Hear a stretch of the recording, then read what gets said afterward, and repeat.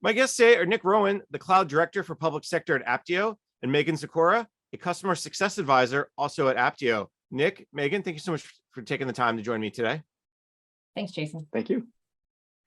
Let me set just a little bit of context for our discussion. Agencies have been on this journey to put more applications and workloads in the cloud for more than a decade now. As you all probably remember, it started with Cloud First. We evolved to Cloud Smart. And now the next phase of this journey is really understanding the true cost of those cloud services. Agencies must decide based on data and metrics which applications make the most sense to move to a cloud provider, as well as whether to modernize it or just start them over. FEMA, just as one example, is using a cloud broker approach for many of its enterprise services. The agency believes it can save up to 30 to 40% of what it's spending now on similar services by moving those applications to the cloud. Other agencies also recognize the benefits of cloud services around scale, flexibility, and of course, we have to mention security. There's a lot of factors to consider as agencies move further down this journey into the cloud, and that's where our guests come in to help us understand some of those considerations and why those discussions about moving more applications and workloads into the cloud need to include more than just agency chief information officers. So once again, I'm joined by Nick Rowan, the Cloud Director for Public Sector at Apptio, and Megan Sikora, a Customer Success Advisor also at Apptio. Megan, I'm going to start with you on this question because I think it's important to understand the idea of managing the workloads in the cloud. You're moving more, agencies are moving more in there. What are some of those considerations? What are you starting to see about how they're able to get the most out of that management of workloads in the cloud? Sure, absolutely. So there are many challenges that are unique to the federal sector that differ from the private sector. One of the things that we see when people are managing workloads to the cloud that they come to us and ask us about is really focusing on colors of money. We always hear that term, essentially the different fiscal years, different appropriations. It really produces a challenge for utilizing cloud. Now with FITARA, we've really seen a push towards working capital funds. And this really helps us with like the sharing of reserved instances to achieve economies of scale, for instance, or savings plans. And they're able to do a showback chargeback. However, if you have different appropriations that you're using for something very specific, CIOs really tend to worry about the Anti-Deficiency Act violations. We also see some challenges in managing the workload when it comes to federal procurement. Cloud technology and terminology doesn't really tie cleanly back to legacy procurement processes. So it's really been a paradigm shift for the CIO shop working with the procurement shop. And the whole idea of this pay-as-you-go, this variable cloud instance is really different for a contracting officer. Back in my time in the federal agencies, I definitely worked with a lot of contracting officers focusing on firm fixed price, and that doesn't necessarily work in the cloud. So we see a lot of education happening with procurement. But we have a lot of initiatives, like you had mentioned earlier. Cloud Smart is making a lot of these practices easier. We're also seeing places like GSA who are working to help in the aid of buying cloud with their new creation of the Ascend BPA, which covers a multitude of cloud services. But I actually wanted to hand it over to Nick for the next part to really talk about how public sector is really managing those workloads. Yeah, thanks, Megan. And, one of the key things that's really important here when we talk about, the interaction between DevSecOps and finance is fitting within the existing financial kind of processes and kind of the difference between traditional IT financial processes and cloud financial management processes is more of a time scale. So if you think about the typical fiscal activities, it's a monthly exercise to kind of tie out, it's a quarterly exercise to do any sort of true ups, and it's a yearly budgeting cycle so far as 3 to 5 years in the federal government. Cloud costs themselves are incurred hourly, daily, weekly.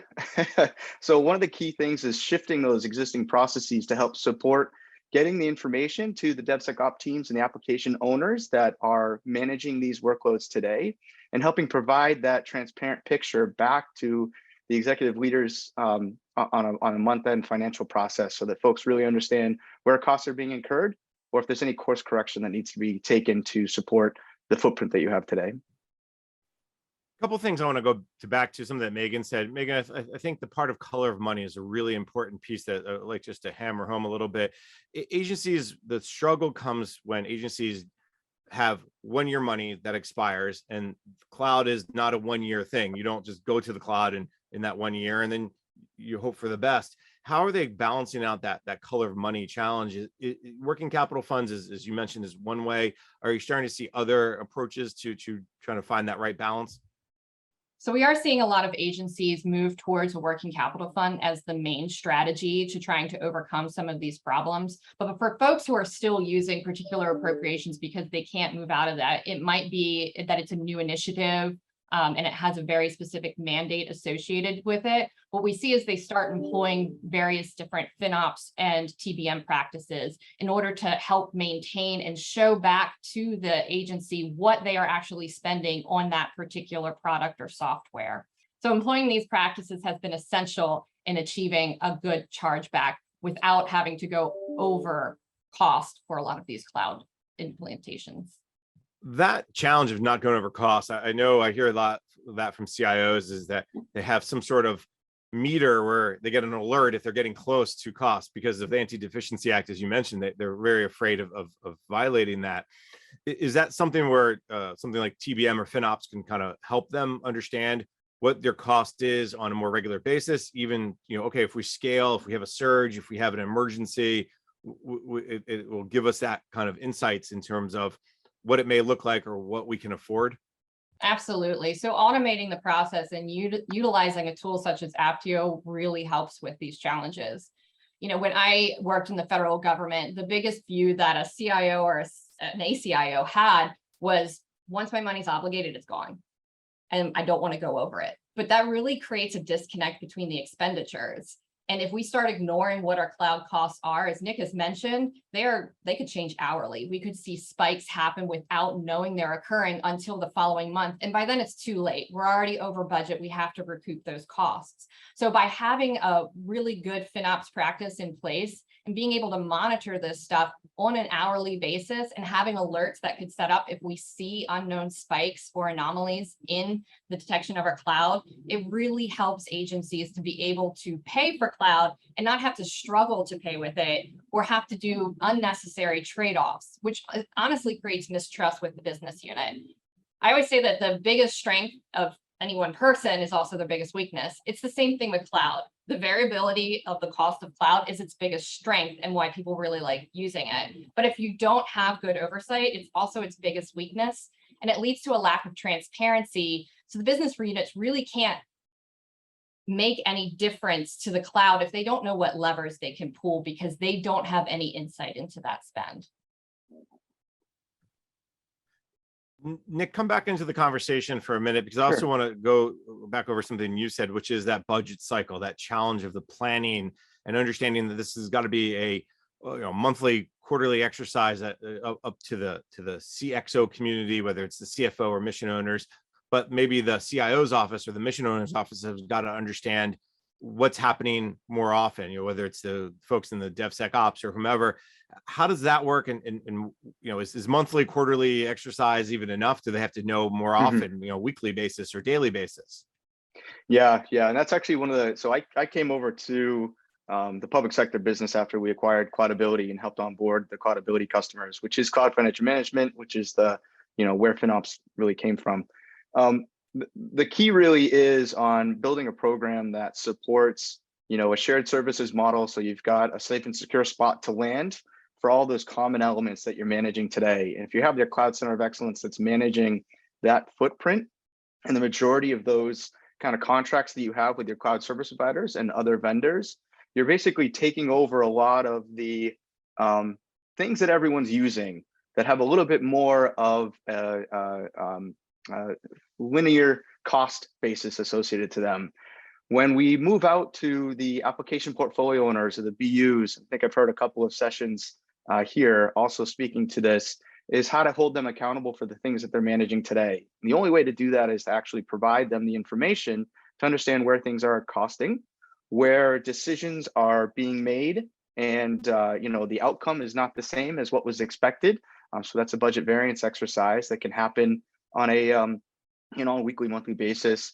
And then finally, alerting, right? So using systems that show you when spikes come, getting it to the right person so they can make a decision that day and not in a week or in a month when your cloud service provider calls you and reminds you that it happened on the 12th, So that's really the connective tissue that helps support these conversations where the trust resides within the Cloud Center of Excellence, and a lot more accountability sits there to own all of it, and then kind of informing and educating the application owners and DevSecOps teams to kind of get the information to them so that they can manage what they have today.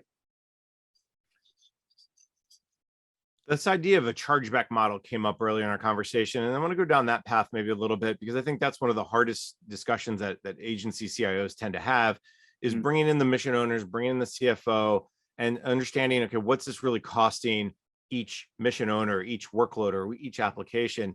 Maybe what are some of the things that you're seeing that works well? What are some of those that we'll call them best practices, whether Nick or Megan, whoever wants to jump in there?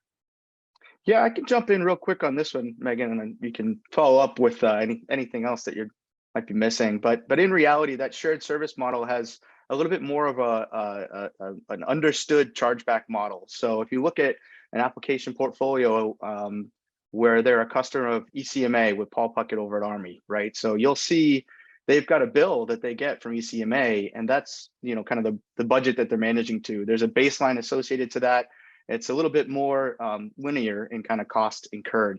Now, the place where the challenge resides is if you're working with any of the corporate financial platforms, like Workday or any of the ERP systems, there's other costs that come in supporting that application on web front end, on vendors supporting that system, on the innovation within that system. So there's a separation that occurs there that allows the variability to sit more on the business side, customer facing side, which has a little bit more buffer, which is why working capital fund is leveraged there.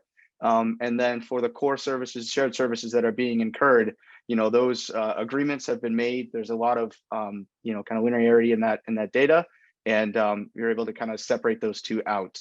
So it's kind of the bill back to shared services, and then kind of some of the other stuff that we own is where the separation kind of occurs for chargeback.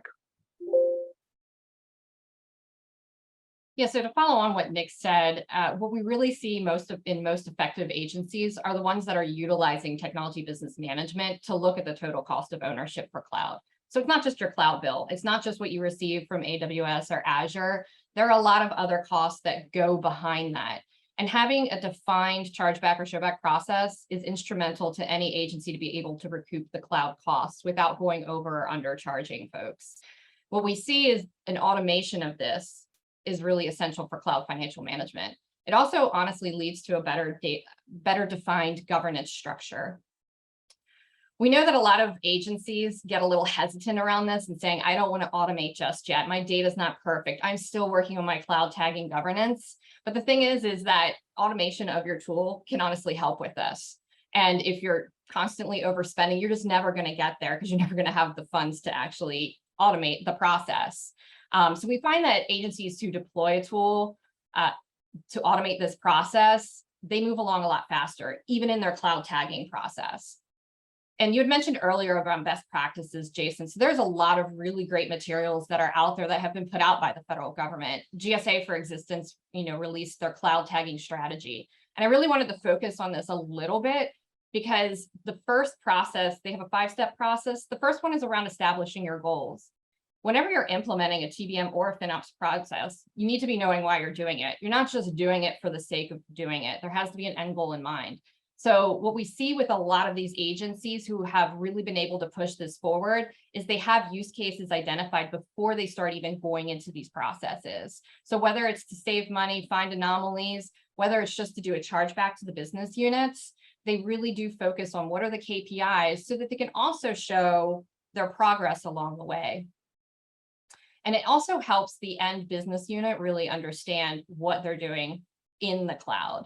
Understanding that total cost of ownership will help them realize not only what they can do on that variability of cloud costs, but what else goes into it. I always find that whenever I did the budget process in the federal government, people always skipped over something, and it tended to be security. Security was just this oversight type thing and nobody knew what to do with it. But it's good to know how much of that money goes towards your specific application. It might be more, it might be less.